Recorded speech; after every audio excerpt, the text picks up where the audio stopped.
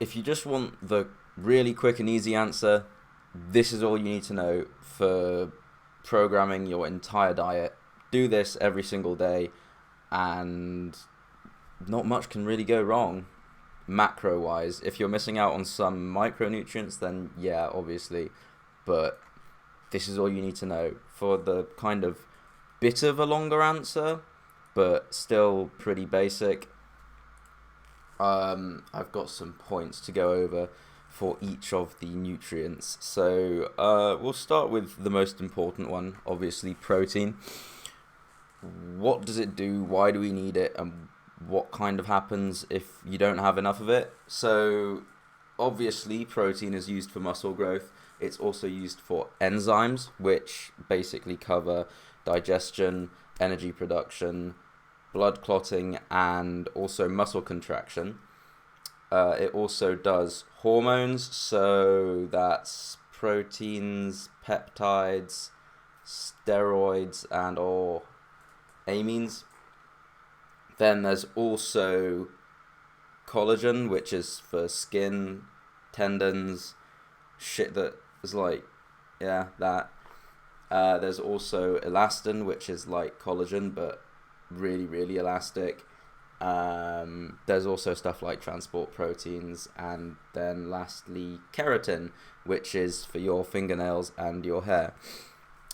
Mainly though, we want it for muscle growth, and if you don't have enough, your muscles will obviously atrophy, so that's not cool. How much do you want? 2.2 grams per kilo of body weight, or 1 gram per pound if you're in a cut.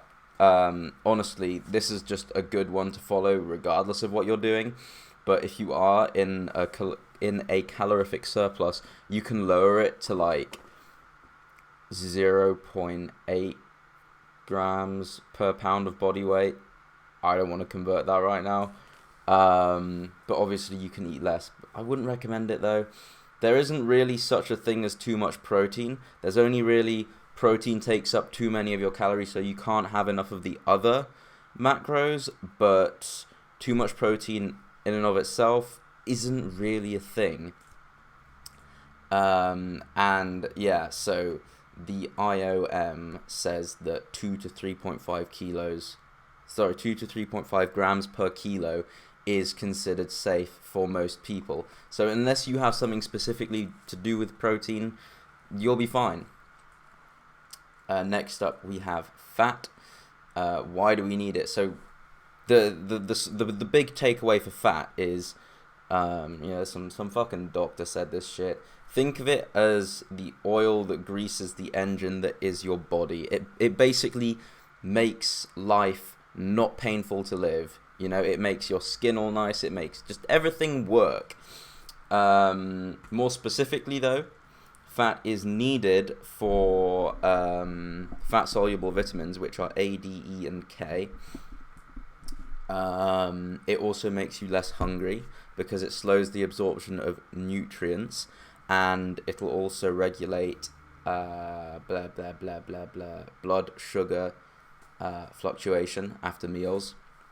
So that'll fuck with your ghrelin less. It boosts the immune system.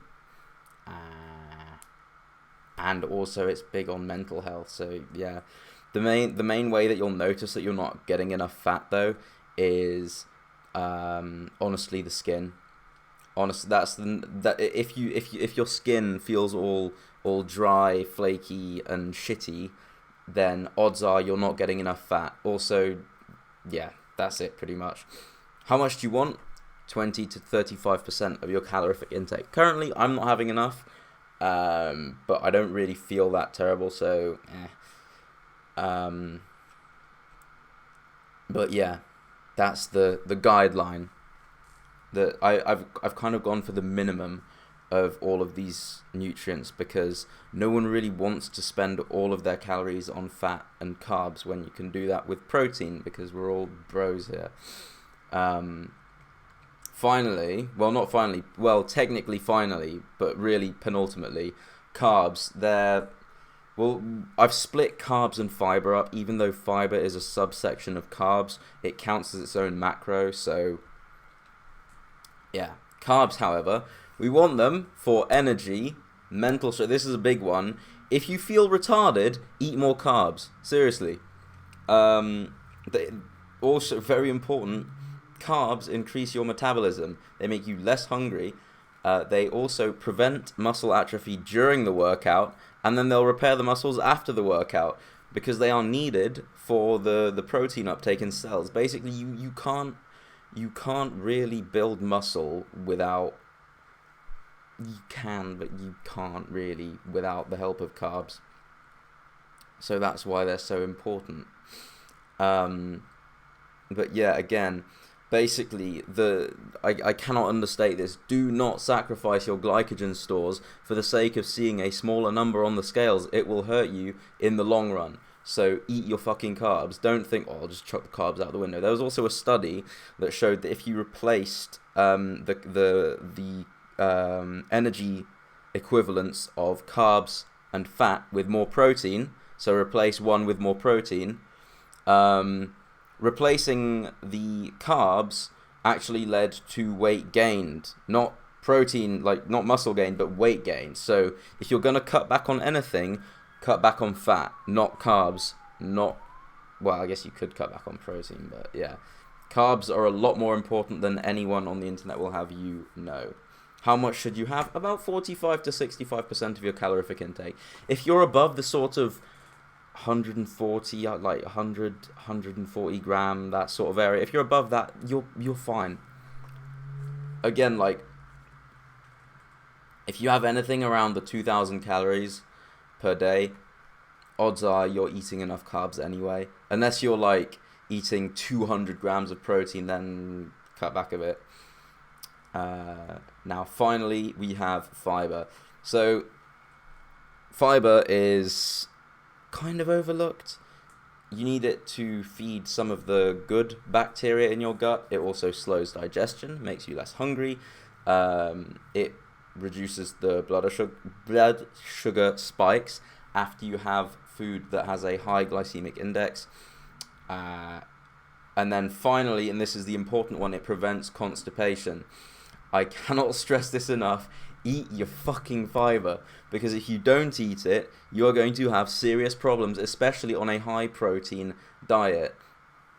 You're going to be in pain, and it's really not worth it. So normally the recommended amount is 30. However, especially if you're in a calorific deficit, you should be eating at least 40 or 50 grams. But I'll extend this and say, eat as much fiber as you need. There is no magic number. If you still have these problems and you're at 50 grams, make it 60 grams, make it 70 grams. You definitely don't want to sleep on the fiber, because yeah, it's just gonna turn your life into all round hell, basically. And yeah, so that covers. Can I please? Oh fuck! Oh, I can't believe I've done this. There we go. There we are. So yeah, this is what you should follow. And using the nutrient tracking table that we've done the other day, it'll be piss easy to track it, and you can look at what you've been achieving every week and seeing, okay, well, I'm a bit behind on this, I'm a bit behind on that. Look up which food has a lot of whatever you're missing, and then try and incorporate that as a replacement to whatever you're getting too much of. But yeah, this should be a quick short 411 on how all of this shit works, and we're under 10 minutes, so nice.